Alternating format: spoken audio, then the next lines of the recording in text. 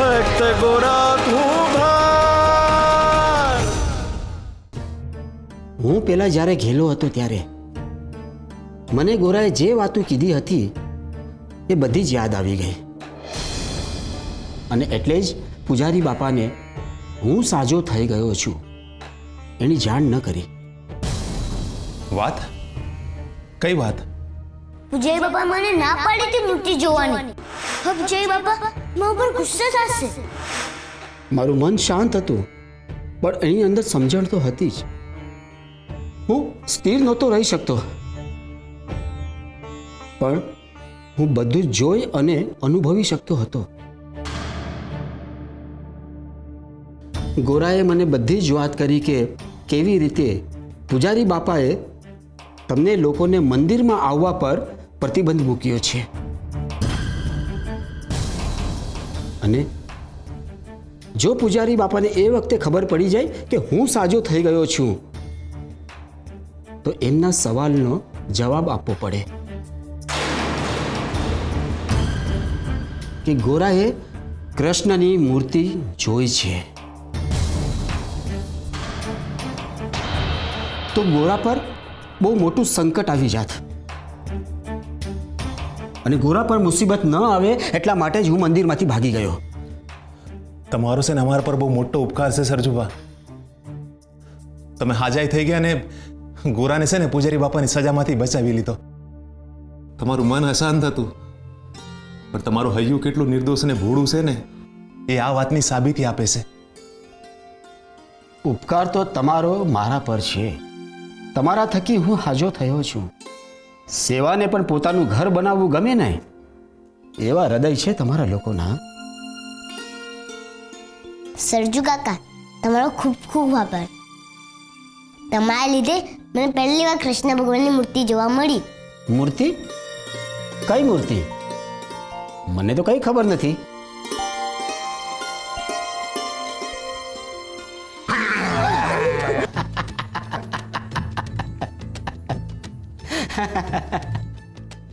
સરજુ કાકા, હવે તમે હંમેશ માટે અમારી હારે જ રહેશો ને? અરે બેટા, એ કઈ પૂછવાની વાત છે?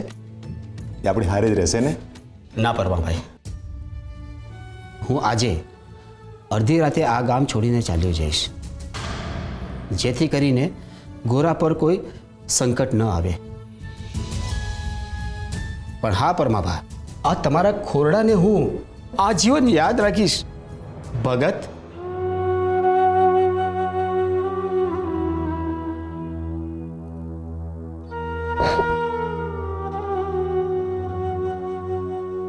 હેલો કાકા, મારી હારે હેલો.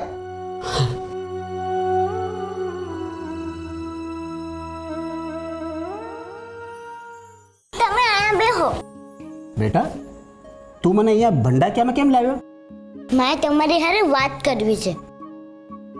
હું તમારાથી કિટ્ટા છું. કેમ? તમે મારી હારે ખોટું હુકમ બોલા? તમને ખબર છે ને ખોટું બોલવું એ પાપ છે. હા, પણ બેટા આ તો તને બચાવવા હાટું થઈને હું ખોટું બોલ્યો હતો. તું મને બહુ વહાલો છે હો બેટા. તે મારી કેટલી સેવા કરી છે, અને મારા કારણે જો તને કંઈ થઈ જાય ને તો મને બહુ મોટું પાપ લાગે. એટલે એ મોટા પાપમાંથી બચવા માટે એક નાનું પાપ કરી નાખ્યું મેં. તો પછી તમે હરીને કહીને ઉપવાસ કરી લ્યો, એટલે તમને પાપ નહીં લાગે. તારી પાસે બધી સમસ્યાના સમાધાન હોય છે નહીં?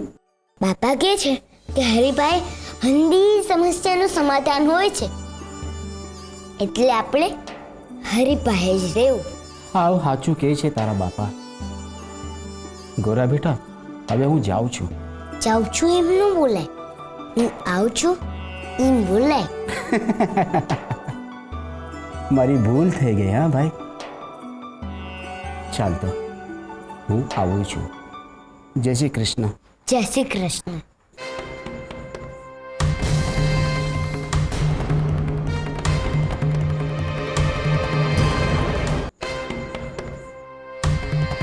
કોણ છે અટાણે ભગત? હું જોઉં છું. પરમાભા, તમે રહેવા દો, હું દરવાજો ખોલું છું.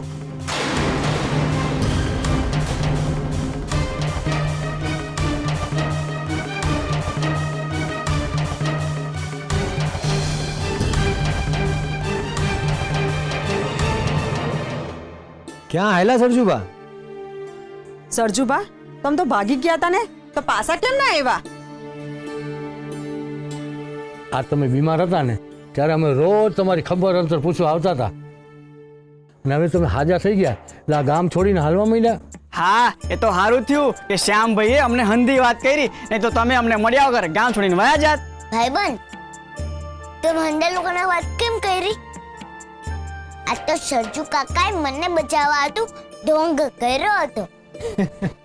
મને માફ કરી દે ગોરા, મને ખબર નહોતી કે તારા સરજુ કાકાએ તને બચાવવા હાટું આ નાટક કર્યું હતું.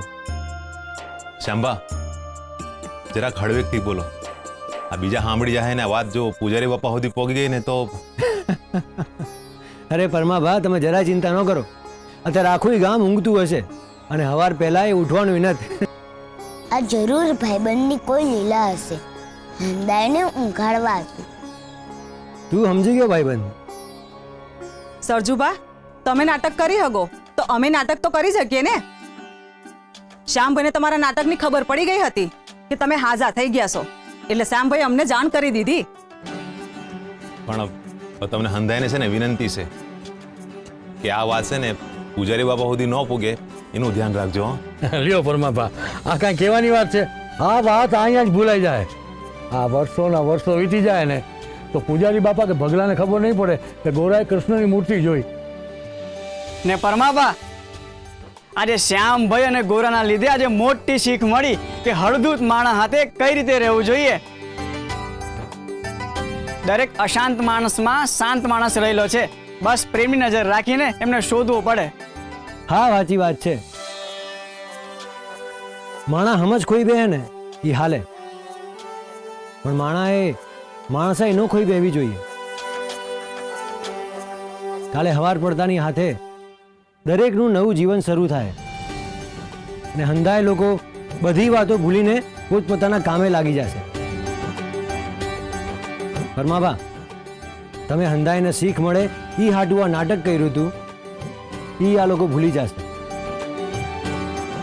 પણ એક વિચાર હંધાઈને યાદ રહેશે, આ માણસનું મન છે ને એ હૂંફનું ભીખું છે.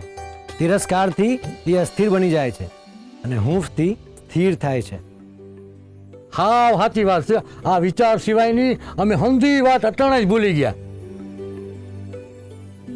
બાપા કે છે રાત ગઈ તો વાત ગઈ.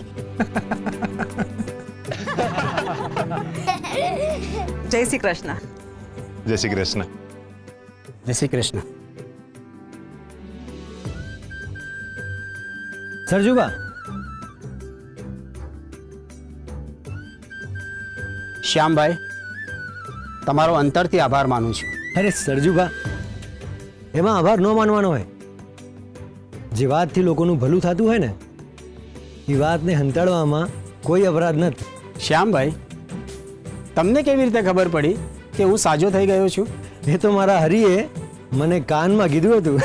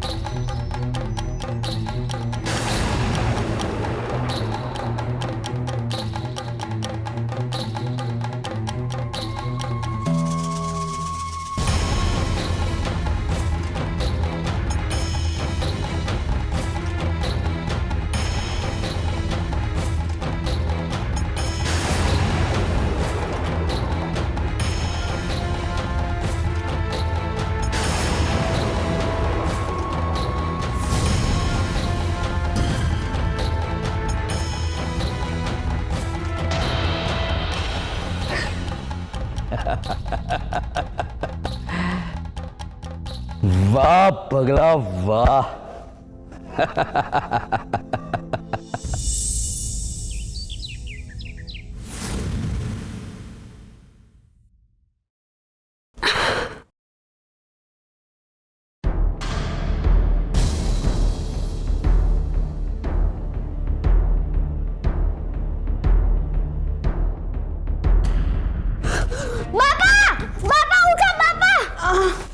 સુરા શું થયું બેટા? માં ગોરા માં કોડિયા લઈને ભાગી ગયો. હે ભગવાન દેવી, આ ગોરા ભગતે છે ને ફરીથી આ સુરાના કોડિયા હંતાડવાનું કારસ્થાન કર્યું લાગે છે. જુઓ, એટલે છે ને આ ખાટલેથી ગાયબ થઈ ગયા છે હવારમાં. ખાટલામાંથી નહીં, ગોરા આખા ઘરમાં ક્યાંય નથ. એ મારા કોડિયા લઈને ભાગી ગયો. દર વખતે એવું જ કરે છે. એ સુરા બેટા, તું જરા શાંત પડ. બે હાય. જો બેટા, ભૂતનો વાહ પીપળો. ગોરા છે ને ગામમાં ગમે ત્યાં ફરશે, પણ પાછો તો અહીં ઘરે જ આવવાનો ને. એટલે હવામાં છટકી ગયો એમ ને. જોઈ લે છે ને તો. એ સુરા,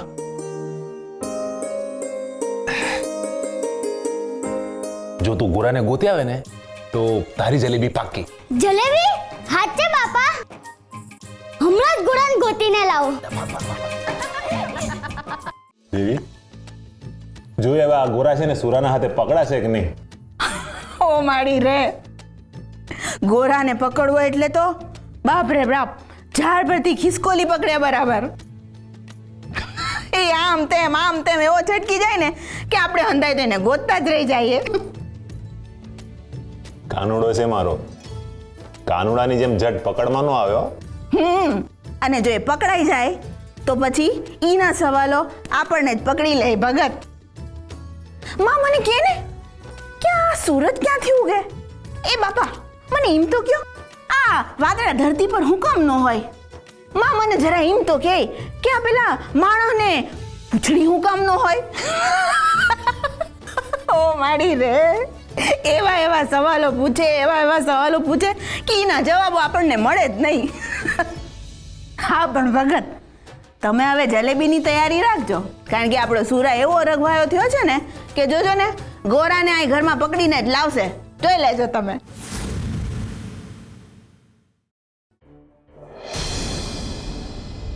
એ સુરા, આખું ઘેર મૂકીને આવ્યો છે? આ જોઈને દોડાતું નથી? તે આયકુ તો મારી પાસે જ છે ને, એટલે તમે બચી ગયા. બાકી જો આયકુ બંધ કરીને દોડતો હોત ને તો એવો ધક્કો વાગત કે સીધા તમે ચોરા પાસે પહોંચી ગયા હોત.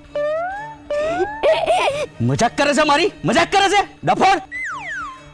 હાલ ભાગાઈ જી. એ સુરા, અહીંયા આવ બેટા, અહીંયા આ લે જલેબી ખા. એટલે ગોરા પકડાઈ ગયો. હે, આ શું બોલે છે? મને હંધુએ સમજાય છે. ગોરા તમારી પાસે જ છે ને, તમે જ ગોરાને હંતાડ્યો છે ને. હે ભગવાન, અંધારી રાતે હું બન્યું એ આને ખબર પડી ગઈ? બગલા મૂરખ, એક કામ હરખું નથી કરતો. બોલો ને, મારા બાપાએ તમને આ જલેબી આપવાનું કીધું છે ને. મને હું કામ કહે? એટલે ગોરાના જે ગોતવાનો બાકી જ છે. એટલે ગોરા માં કોડિયા લઈને ક્યાંક વયો ગયો છે. આજે તો ગમે ઈ થઈ જાય, હું ગોરાને ગોતીને જ લઈશ. ને જો હું ગોરાને ગોતી લઈશ તો બાપા મને જલેબી આપશે. હાશ, પવનની દિશા બરોબર જ છે. તોફાન પહેલા જ પવનની દિશા બદલાશે ને તો મારી દશા બદલાઈ જાય. હરીએ લાજ રાખી, પણ ગોરા ઘરમાં નથી, એ માટે હજી પરમાદેવીને બીજી કોઈ શંકા નથી ગઈ.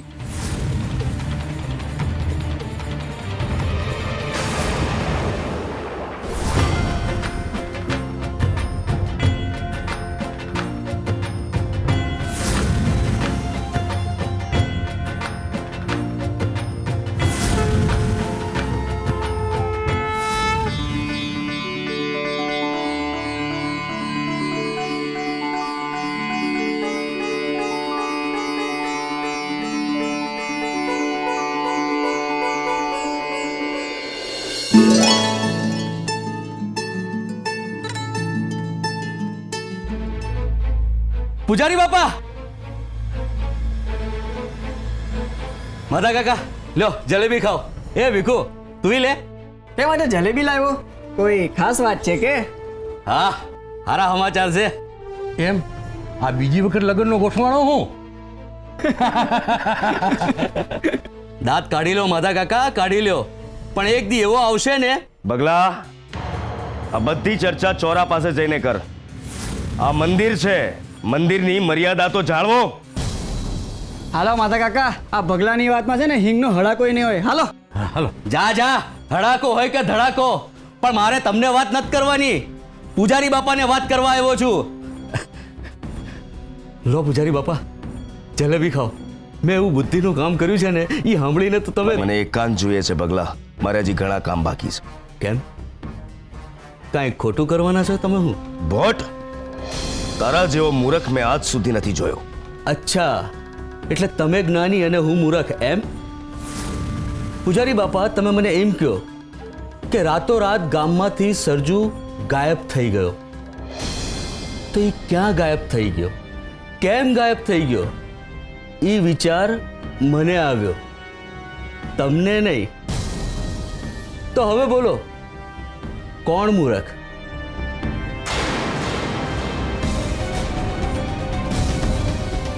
પૂજારી બાપા, તમે ભલે મને ધક્કો માર્યો, પણ મારી બુદ્ધિ અને મારા નસીબને ક્યાંથી ધક્કો મારવાના?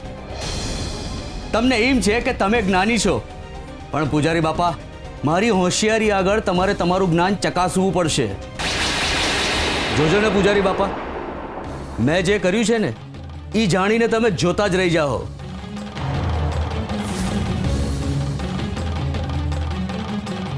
જય શ્રી કૃષ્ણ બાપા.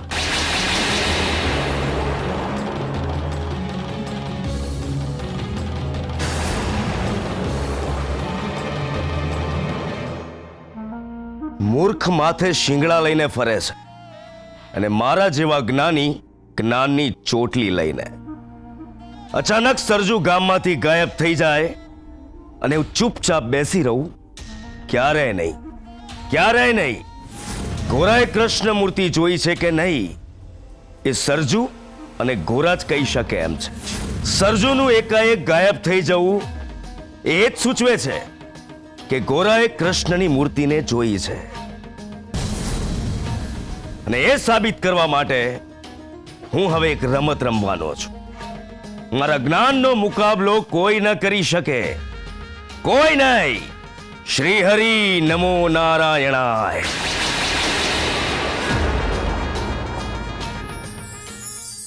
અપહરણ.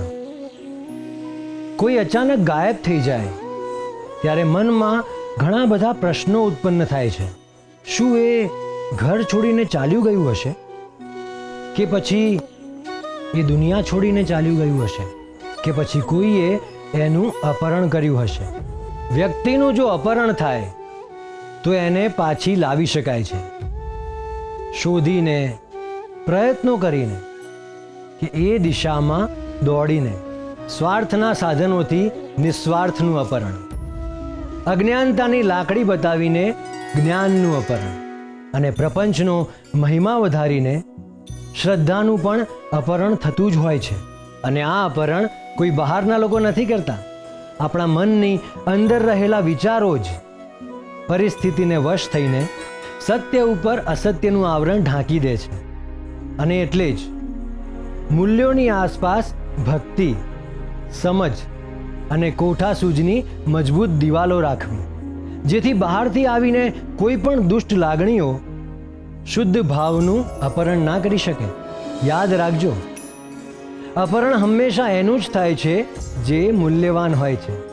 રત્નોને સાચવવા પડે છે, જ્યારે પથરા રસ્તે રઝળતા મળે છે.